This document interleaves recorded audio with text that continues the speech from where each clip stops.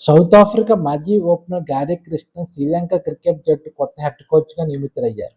ఈ విషయాన్ని Sri Lanka cricket board అధికారికంగా ప్రకటించింది. 2026 ఏప్రిల్ 15 నుంచి క్రిస్టన్ తన బాధ్యతలు చేపట్టనున్నారు. ఆయనను 2 సంవత్సరాల ఒప్పందంతో నియమించారు.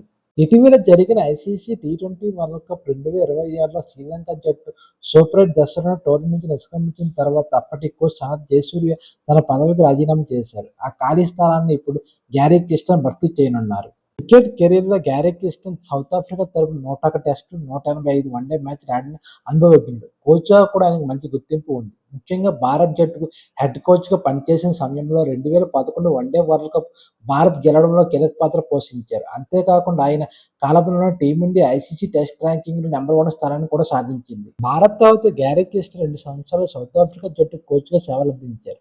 అనంతరం 2024 ఏప్రిల్లో పాకిస్తాన్ జట్టు వైట్ బాల్ కోచ్గా నియమితులయ్యారు. అయితే బోర్డు మరియు కొంతమంది ఆటగాళ్లతో వచ్చిన విభేదాల కారణంగా ఆ బాధ్యతల నుండి ఆయన ముందుగానే తప్పుకున్నారు. అంతేకాదు ఐపీఎల్లో కూడా క్రిస్టన్ కోచింగ్ అనుభవం సంపాదించారు. రాయల్ ఛాలెంజర్స్ బెంగళూరుతో పాటు గుజరాత్ టైటాన్స్ జట్టులో కూడా ఆయన పనిచేశారు. ముఖ్యంగా 2022లో గుజరాత్ టైటాన్స్ తమ తొలి సీజన్లో టైటిల్ గెలిచినప్పుడు ఆయన బ్యాటింగ్ కోచ్గా కీలక పాత్ర పోషించారు. ఇటీవల జరిగిన టీ20 వరల్డ్ కప్ 2026లో ఆయన నమీబియా జట్టు కన్సల్టెంట్గా కూడా పనిచేశారు. ఇప్పుడు గ్యారీ క్రిస్టన్ నేతృత్వంలో శ్రీలంక జట్టు మళ్ళీ తన పాత